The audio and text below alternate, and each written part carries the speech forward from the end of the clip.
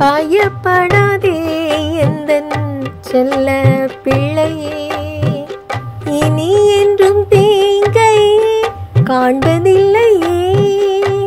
உன்னோடு இருந்து நான் செய்யும் காரியம் பயங்கரமாயிருக்கும், அவைகள் ஆச்சரியமாயிருக்கும்.